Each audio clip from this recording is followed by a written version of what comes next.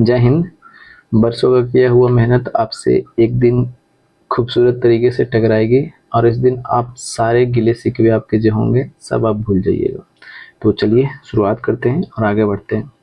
और जो सीनियर बच्चे होंगे उस इस चीज़ को समझेंगे कि केवल टिक लगाने से फ़ायदा होता है या चीज़ों को समझते हुए बनाने से फ़ायदा होता है। ठीक है, तो चलिए आगे बढ़ते हैं। ये बोला क्या गया है कि निम्नलिखित में से कौन प्रत्यक्ष कर है, अप्रत्यक्ष कर है। देखिएगा, प्रत्यक्ष कर और अप्रत्यक्ष कर के बारे में हम बात करते हैं तो अप्रत्यक्ष कर यानी लगाया कोई और पर और जमा करेगा यानी टैक्स देगा कोई और, उसे हम लोग बोलते हैं इनडायरेक्ट टैक्स। डायरेक्ट टैक्स क्या होता है? लगाया, जिस पर हमने टैक्स लगाया है वही व्यक्ति टैक्स को देगा, उसे हम लोग बोलते हैं डायरेक्ट टैक्स। समझ में तो आ गया। अब देखिएगा, ये निगम कर जो है ना, जिसको अंग्रेजी में बोलते हैं कॉर्पोरेट टैक्स, ये कॉर्पोरेट टैक्स कैसे होता है? जैसे में मान लीजिए कि एबी नाम का कोई कंपनी है और ये क्या करती है, 100 करोड़ रुपया इसको फायदा हुआ है। केवल फायदा की हम बात कर रहे हैं तो 100 करोड़ पर जो टैक्स लेगी सरकार, केवल प्रॉफिट पर जो टैक्स लेगी गवर्नमेंट, उसे हम लोग बोलते हैं निगम कर यानी कॉर्पोरेट टैक्स। समझ में तो आ गया। तब ये क्या डायरेक्ट ये प्रत्यक्ष कर हुआ कि अप्रत्यक्ष कर? तो देखिए ना, इनकम पर ना लग रहा है जी, यानी जिस पर जो व्यक्ति लगा रहे हैं उसी को जमा करना है, तो ये तो डायरेक्ट टैक्स हो गया यानी प्रत्यक्ष कर, तो ये तो खत्म हो गया। उपहार कर, जैसे में आपको कोई उपहार मिलता है ड्रीम इलेवन में या कहीं भी पहले होता था, आप जीतते हैं तो उस पर डायरेक्ट, मान लीजिए कि आप 1 लाख रुपए जीते हैं तो 30% तो पहले ही आपका कट गया। समझ में आ गया, यानी 70 लाख रुपया आपको मिलेगा। 1 लाख जीते हैं तो यानी 70,000 रुपये आपको मिलेगा, तो ये तो डायरेक्ट टैक्स है, तो ये भी खत्म हो गया। अब देखिएगा, मृत्यु कर जो होता है, जो जहाँ पे अब दाह संस्कार होता है वहाँ पे भी टैक्स लगता है। ठीक है, तो वहाँ पे जो टैक्स लगता है वो डायरेक्ट टैक्स लगता है, तो ये भी खत्म हो गया। सीमा शुल्क, यानी जैसे में एक देश से दूसरे देश में कोई वस्तु जाती है या तो सीमा पे ही टैक्स लगता है। ठीक है, वो जो टैक्स होता है वो इनडायरेक्ट टैक्स होता है। ठीक है, समझ में आ गया। तो अप्रत्यक्ष कर कौन है? तो यही है। समझ में आ गया। आगे देखते हैं। अगला क्वेश्चन बोला गया है, निम्नलिखित में से कौन प्रत्यक्ष कर है? तो प्रत्यक्ष कर अप्रत्यक्ष के बारे में हमने अभी बताया। प्रत्यक्ष कर यानी जिस पर हम टैक्स लगाएंगे वही व्यक्ति को जमा करना पड़ेगा। बिक्री कर, कोई चीज बेचते हैं तो वो इनडायरेक्ट टैक्स है, तो ये भी खत्म हो गया। उत्पादन कर, कोई चीज हम मान लें कि कलम बना रहे हैं तो उस पर भी टैक्स देना पड़ता है, तो वो अप्रत्यक्ष कर है, ये भी खत्म हो गया। मनोरंजन कर, सिनेमा हॉल में आप जाते हैं तो वहां भी टैक्स देना पड़ता है, लेकिन आप नहीं देते हैं, ठीक है, वो देता है सिनेमा वाला, तो ये भी अप्रत्यक्ष कर है। आय कर यानी जितना आप कमाए हैं उस पर आपको टैक्स लगेगा, ये है डायरेक्ट टैक्स। ठीक है, आगे देखते हैं। अब बोला गया है, भारत में सूती वस्त्र के सबसे अधिक कारखाने कहाँ हैं? तो सबसे पहले सूती वस्त्र के कारखाने सबसे पहले लगा कब था? तो देखिएगा, 1818 ईस्वी में लगा था। कहाँ में लगा था? तो कहीं कोलकाता में लगा था। अच्छा, कोलकाता में लगा था तो क्या सफल था? तो नहीं भैया, ये असफल था, यानी सफल नहीं हुआ था। कोलकाता के फोर्ट ग्लास्टर में लगा था। कहाँ पे? तो कहीं फोर्ट ग्लास्टर में लगा था। तो ये पूछा जाता है इस तरीके से क्वेश्चन, ऐसा नहीं समझिएगा कि नहीं पूछा जाता है, नहीं पूछा जाएगा तो हम यहाँ पे बिल्कुल भी नहीं बताएंगे। ठीक है, ये अच्छा, सफल कारखाना सबसे पहले कब लगा था? तो 1854 ईस्वी में लगा था। कहाँ पे? तो कहे कि बम्बई में, उस समय बम्बई नाम था। ठीक है, बम्बई में लगा था। तो क्या ये सफल था? तो कहे कि हाँ, ये बिल्कुल सफल था, तो ये तो सफल हो गया। ठीक है, अब पूछा जाता है सबसे अधिक कारखाना, तो सबसे अधिक कारखाना अभी बात कर देते हैं, तो महाराष्ट्र में इसका कारखाना है सूती वस्त्र का। ठीक है, अब ये जो है, ये सूती वस्त्र जो है, ये सूती वस्त्र जो उद्योग है, इसे भारतीय उद्योग की जननी कहते हैं। तो ये भी क्वेश्चन पूछा जा सकता है, दे देगा कि भारतीय उद्योग की जननी किसे कहा जाता है? तो यही सूती वस्त्र उद्योग को कहा जाता है। क्या बोला जाता है? भारतीय उद्योग की जननी। ठीक है, इन मदर ऑफ इंडस्ट्री किसको बोलते हैं? तो ये बोलते हैं सूती वस्त्र उद्योग को। ठीक है, ठीक है, चलिए अब एक चीज और हम आपको बताते हैं कि भारत में सबसे ज्यादा अगर रोजगार कोई देता है, कोई इंडस्ट्री देती है, तो वो है सूती वस्त्र उद्योग। इसमें बहुत सारे लोग जो हैं काम करते हैं। ठीक है, तो इसका आंसर कौन सा हो जाएगा? ऑप्शन नंबर 3 हो जाएगा। आगे देखते हैं। तीसरी पंचवर्षीय योजना प्रगति धीमी रही, इसका कारण क्या था? अब देखिएगा, चीजों को समझते हुए हम बताएंगे। सबसे पहले अगर बात कर देते हैं तो 15 मार्च की हम बात कर देते हैं। 15 मार्च कब? 1950 ईस्वी को। क्या होता है इस दिन? इस दिन होता है क्या ना कि योजना आयोग का गठन किया जाता है। अच्छा, ये योजना आयोग का गठन क्यों किया जाता है? क्या है भाई ये योजना आयोग?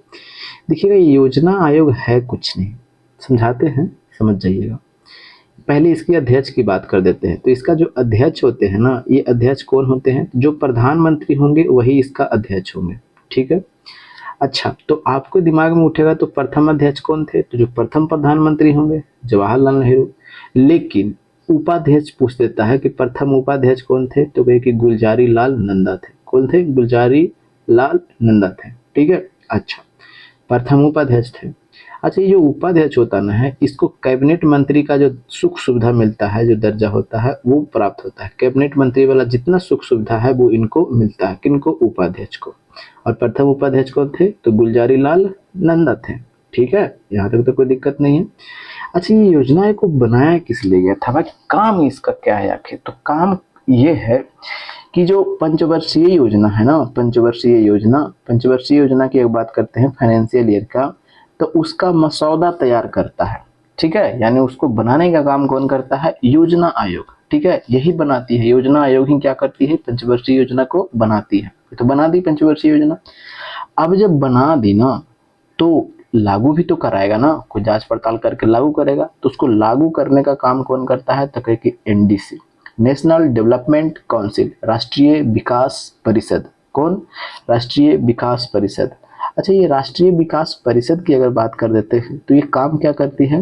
तो देखिएगा, पहले तो इसका स्थापना देख लेते हैं। इसका स्थापना राष्ट्रीय विकास परिषद का कब होता है? 6 अगस्त 1952 को इसका क्या किया जाता है? स्थापना किया जाता है राष्ट्रीय विकास परिषद का। ये भी पूछा जाता है क्वेश्चन।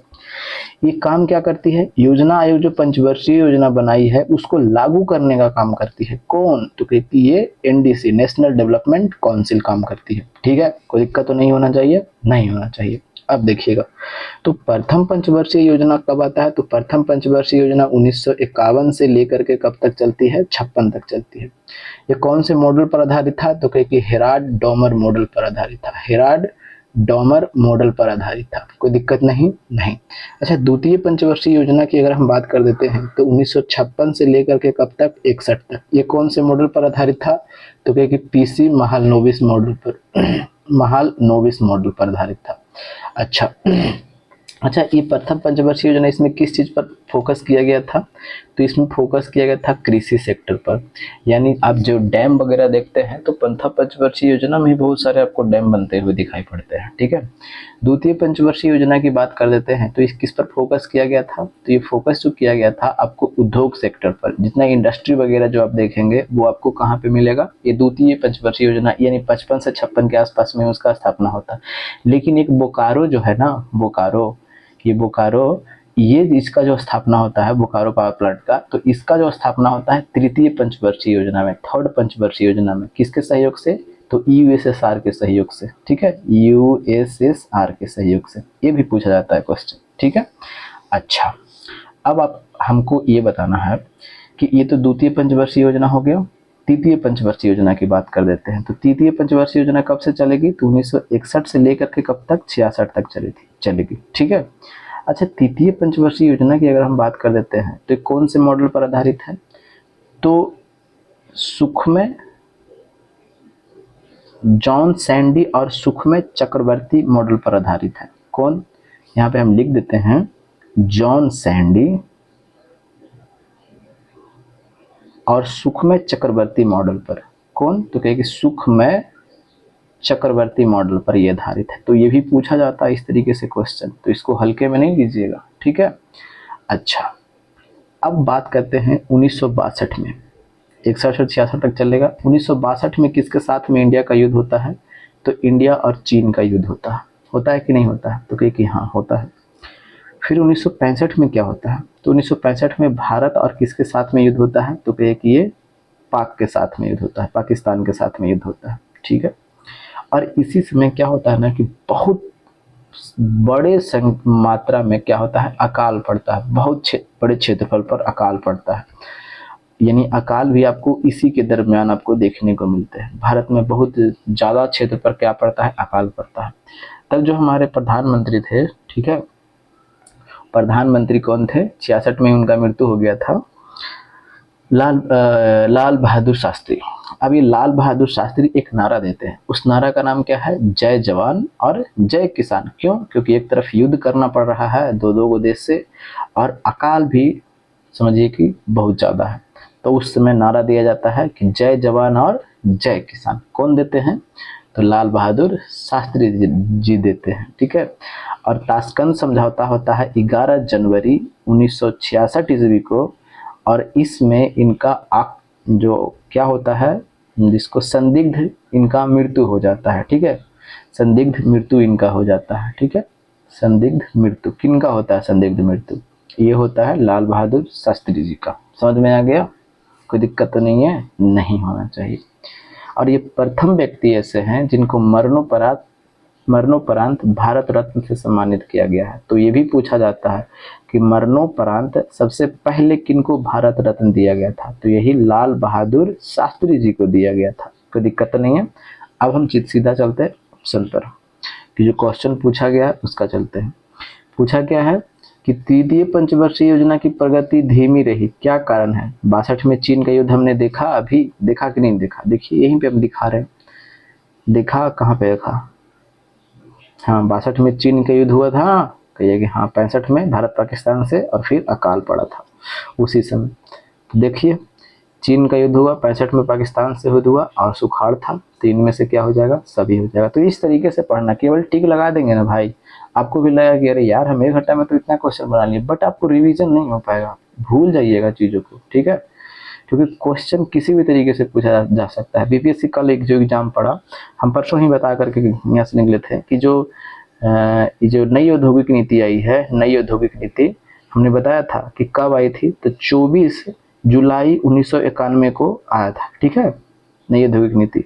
और एग्जाम में बीपीएससी में कल क्या पूछ दिया, ठीक है, इसमें पूछा क्या कि जो ये नई औद्योगिक नीति आई थी किस डेट को आई थी, केवल खाली ये वाला दे लेता, ठीक है, ये वाला 24 जुलाई वाला, इस तरीके से कोई दे लेता, 21, 22 और 23 ऐसे करके दिए हुए था, ठीक है। देख रहे हैं क्वेश्चन कहीं से भी टर्न हो सकता है, कहीं से भी पूछा जाता है, इसीलिए आप इस चीज़ पर फोकस करना है, ठीक है।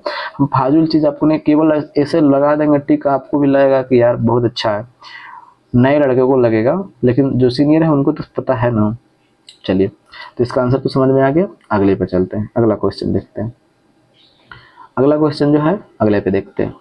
बोला क्या गया है कि भारत सरकार ने रिजर्व बैंक का स्वामित्व अपने अधिकार में ले लिया। अब जैसे ही रिजर्व बैंक आया, आरबीआई के बारे में आया, हम जान लेंगे पूरा डिटेल्स हल्का सा।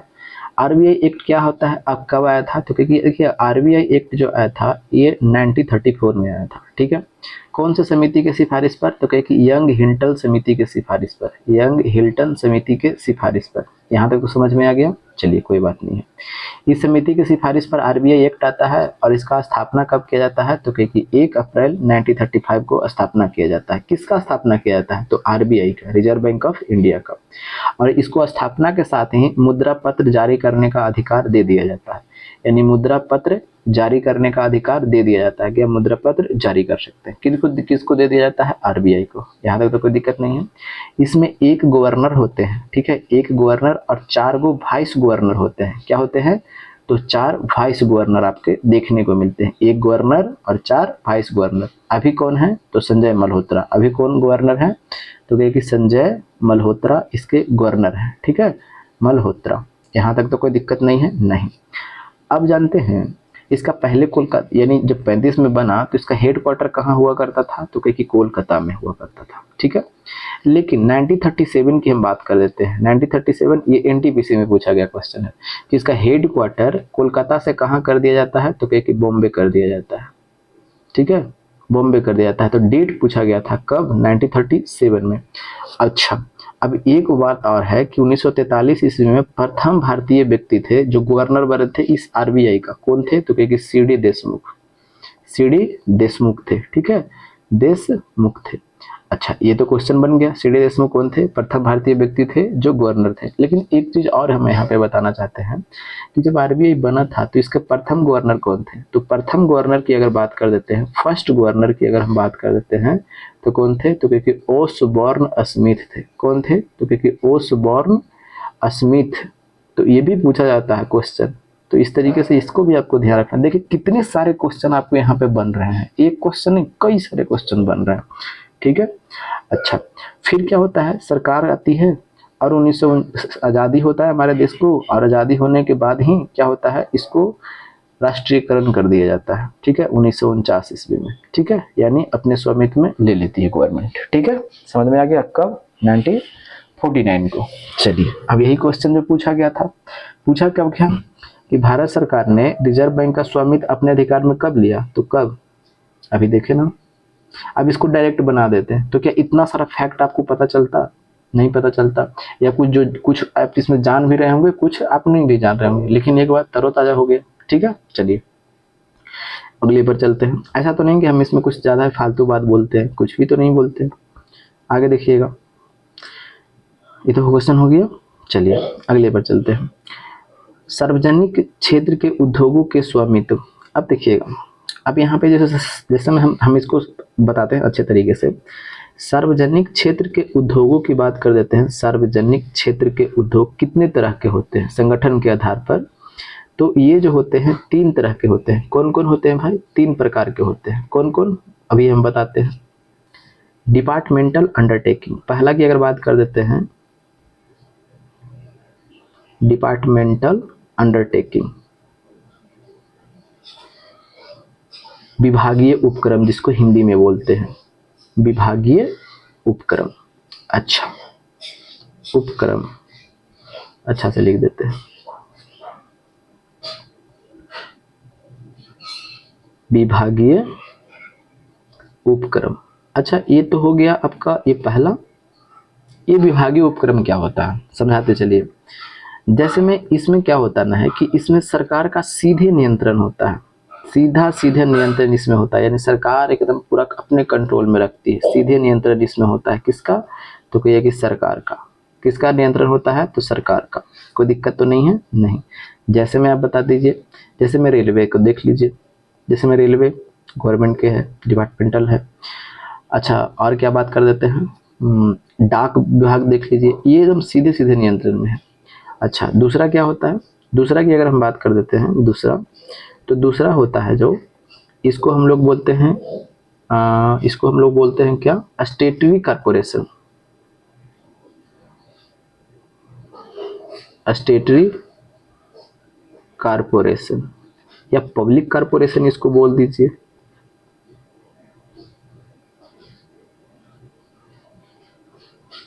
सार्वजनिक उपक्रम इसको हिंदी में बोल सकते हैं, सार्वजनिक उपक्रम, ठीक है। सार्वजनिक, यही ने पूछा है जी, सार्वजनिक क्षेत्र। अब समझ में आ गया। अब देखिए कहाँ से पूछा, हम डायरेक्ट बता देते तो फिर अभी तो बन जाता, लेकिन बाद में दिक्कत होता। अब ये सार्वजनिक उपक्रम है, इसमें क्या होता ना है कि इसमें कुछ हद तक छूटें दी जाती है, कुछ हद तक क्या कर दी जाती है? छूट दी जाती है। अच्छा, इसका स्थापना कैसे होता है? तो इसका स्थापना जो होता है कोई अधिनियम के द्वारा, कोई कानून के द्वारा, या कोई अधिनियम के द्वारा इसका क्या किया जाता है? स्थापना किया जाता है। ये कानून या अधिनियम के द्वारा इसमें कुछ हद तक क्या कर दी जाती है? छूटें दी जाती है। लेकिन ये नियंत्रण में किसके रहता है? तो क्योंकि सरकार के ही नियंत्रण में रहता है। कुछ हद तक छूटें दी जाती है, लेकिन इस नियंत्रण किस में रहता है? तो क्योंकि सरकार इसका कंट्रोल करती है, ठीक है। जैसे में बता दीजिए, तो जैसे में आप LIC के बारे में सुने ना, तो ये है क्या? सार्वजनिक उपक्रम, ठीक है, कोई दिक्कत तो नहीं है। अच्छा, एक और होता है क्या, वो हम बताते हैं। तीसरा, नीचे कर चलते हैं। तीसरा है क्या?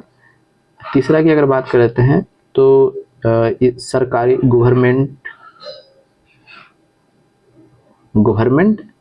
आपको हो जाता है। तो गवर्नमेंट की आपको क्या हो जाएगा? तो यानी सरकारी उपक्रम, सरकारी उपक्रम। इसमें क्या होता है? सार्वजनिक सरकारी उपक्रम में क्या होता है कि जैसे में सरकार जो होती है ना, सरकार क्या करती है कि अपना 51% शेयर खुद के पास रखती है, और जो 49% शेयर है वो किसी दूसरे के पास में क्या करती है? बेचती है, दूसरी कंपनी को। लेकिन 51% अपने पास में रखती है, यानी मालिकाना हक अपने पास में रखती है, और 49% शेयर कोई अलग कंपनी को दे देती है, ठीक है। तो इसमें नियंत्रण किसका हुआ? इसमें भी तो नियंत्रण सरकार का ही हुआ। जैसे मैं आप बता दीजिए, भेल, सेल, इस सब की अगर हम बात कर देते हैं तो ये सभी के सभी आपको सरकारी उपक्रम देखने को मिलते हैं। तो समझ में आ गया। तो यही चीज पूछा गया था। अब हम चलते हैं ऑप्शन पर। पूछा क्या गया है कि सार्वजनिक क्षेत्र के उद्योगों का स्वामित्व किसके हाथों में होगा? निजी क्षेत्र में कहीं हमने बताया नहीं, सरकार के हाथों में। ऑप्शन नंबर क्या? और डायरेक्ट हम बताते दोस्त तो आप ही बताइए, ठीक है। चलिए आगे देखते हैं क्या बोला गया है, अगले क्वेश्चन पर चलते हैं। अगला क्वेश्चन जो बोला गया है कि निजी क्षेत्र एवं सार्वजनिक क्षेत्र के साथ साथ चलते हैं। तो देखिएगा, एक होता है पूंजीवादी अर्थव्यवस्था, पूंजीवादी अर्थव्यवस्था, और एक होता है क्या, समाजवादी अर्थव्यवस्था, जिसको आप साम्यवादी अर्थव्यवस्था भी बोल सकते हैं। और एक होता है मिश्रित अर्थव्यवस्था, मिश्रित। इसमें जितना भी उत्पादन होता ना है उस पर स्वामित्व किसका होता है? तो कहीं निजी सेक्टर का, कोई कंपनी का। समाजवादी में क्या होता है कि इसमें जितना भी कोई चीज़, सुई से लेकर के सुआ तक, जितना भी हवाई जहाज तक जितना भी उत्पादन होगा ये सरकार के नियंत्रण में होगा, ठीक है। और ये कोई निजी व्यक्ति करेगा, ठीक है। जिसमें हवाई जहाज बनाना है, सुई बनाना है, सब कौन बनाने का? निजी व्यक्ति बना सकता है। लेकिन समाजवादी में नहीं, आपको क्या करना पड़ेगा? लाइसेंस लेना पड़ेगा, यानी सरकार के नियंत्रण में आप रहिएगा, ठीक है। सब सरकार ही काम करेगी, सुई से लेके सुआ से लेके हवाई जहाज तक सब सरकार के उपक्रम में ही रहेगी, सब सरकार ही आपको बनेगी। और ये दोनों का मिक्सअप जो रहेगा वो कहलाएगा क्या? मिश्रित अर्थव्यवस्था। समझ में आ गया? तो यही तो पूछा है कि निजी क्षेत्र और सार्वजनिक क्षेत्र के साथ साथ चलते हैं तो कौन? तो मिश्रित अर्थव्यवस्था, ऑप्शन नंबर 1, ठीक है। चलिए, केंद्र को सबसे अधिक मुद्रा प्राप्त होती है, यानी केंद्र सरकार को सबसे अधिक मुद्रा जो प्राप्त होता है वो आपको किससे होता है? उत्पादन से। जैसे में बहुत सारे इंडिया में कंपनी है, कई कई चीज़ों का उत्पादन करती है, तो उत्पादन करती है तो उस पर टैक्स देती है सब गवर्नमेंट को, ऐसा नहीं कि नहीं देती। तो सबसे ज़्यादा अगर प्रॉफिट होता है तो किससे? तो उत्पादन से, ठीक है। चलिए आगे देखते हैं, निम्नलिखित में से कौन योजना आयोग का अध्यक्ष होता है? अभी हमने बताया कि प्रधानमंत्री होते हैं अध्यक्ष, तो ऑप्शन नंबर 3 हो जाएगा।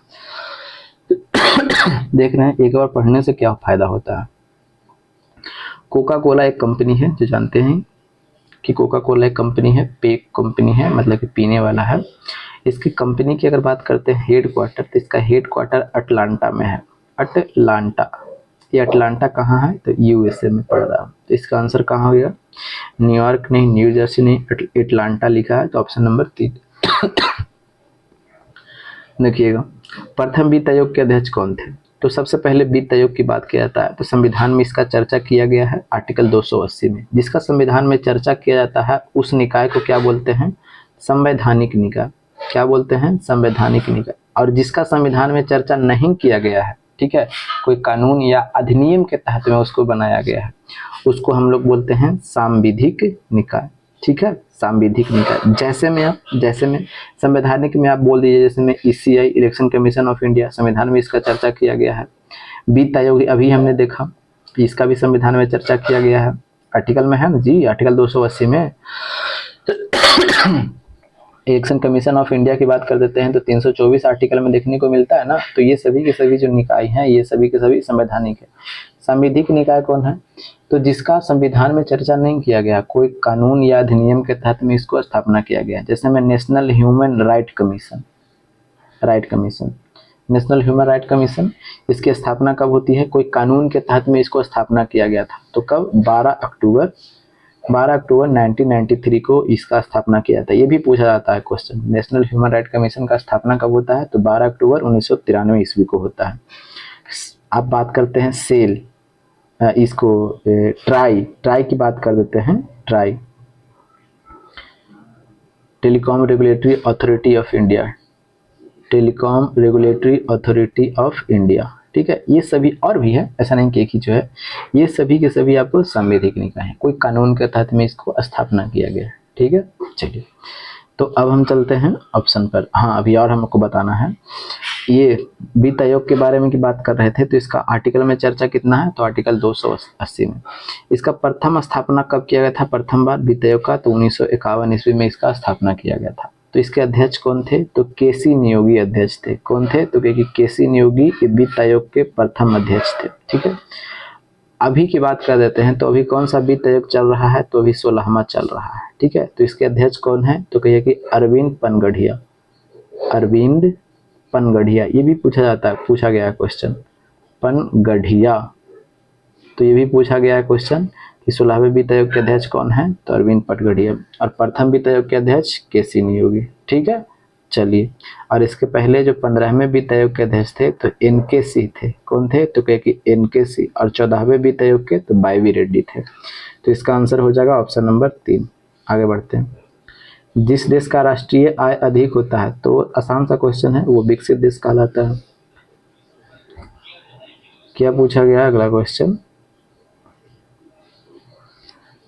उत्पादन एवं आय गणना विधि आर्थिक दृष्टिकोण से, देखिएगा, उत्पादन एवं आय गणना विधि यानी अगर हम आय का गणना करते हैं तो आय का गणना कई विधि से होता है। उत्पादन विधि से हम करते हैं, आय विधि से भी करते हैं आय का गणना, उत्पादन विधि, आय विधि और एक ठो व्यय विधि से हम लोग गणना करते हैं। आय जो राष्ट्रीय आय निकाला जाता है ना, तो ये तीनों विधि उसमें काम देता है। ठीक है, उत्पादन विधि भी काम देता है, आय विधि भी और ये व्यय विधि भी।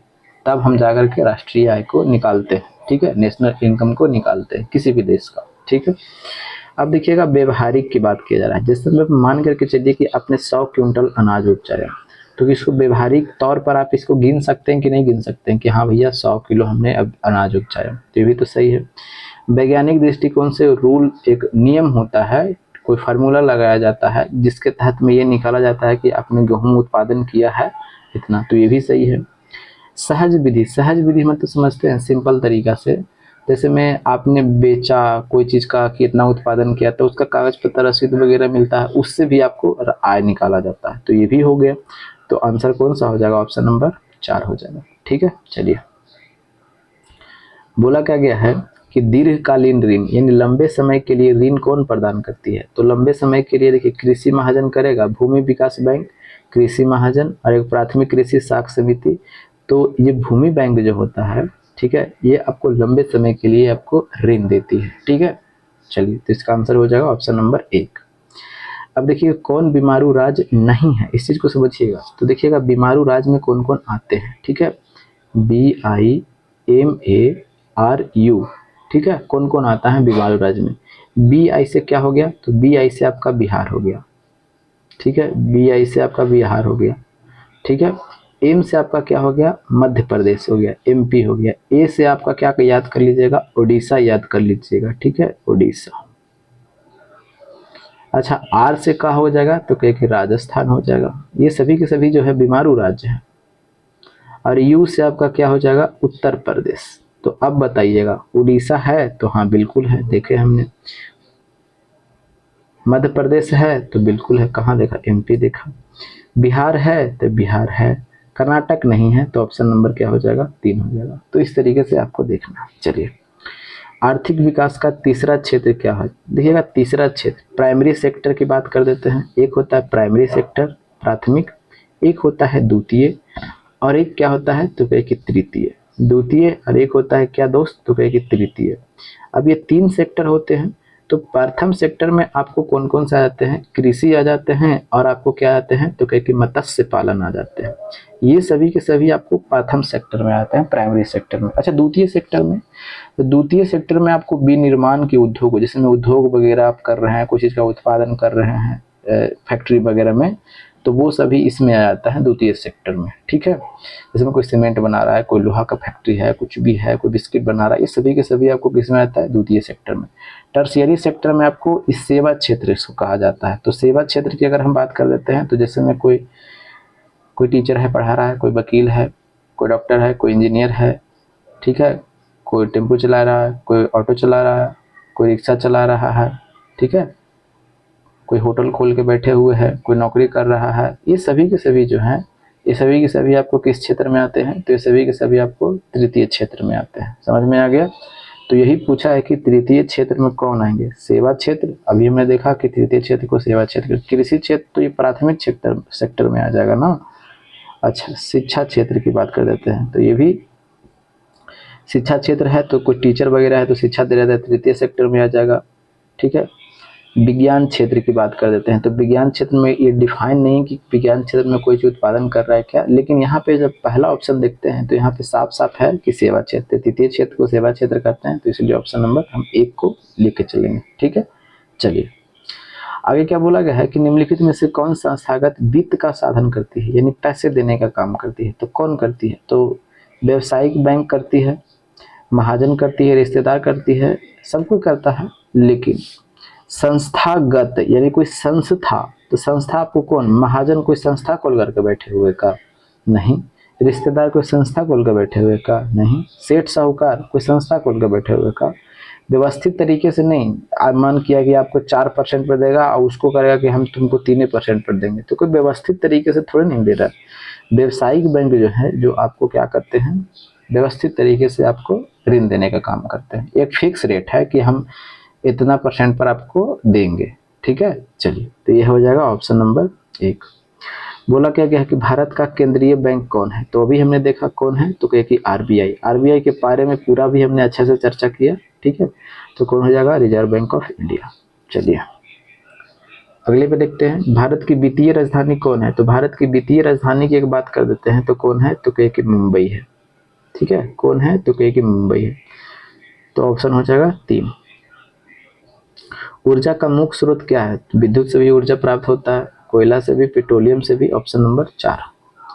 बोला क्या गया है कि निम्न में से कौन सा देश मिश्रित अर्थव्यवस्था नहीं है? मिश्रित अर्थव्यवस्था, भारत की बात कर देते हैं तो ये मिश्रित अर्थव्यवस्था है, तो ये तो होगा है, तो खत्म हो गया। चीन की बात कर देते हैं तो यहाँ साम्यवादी अर्थव्यवस्था है।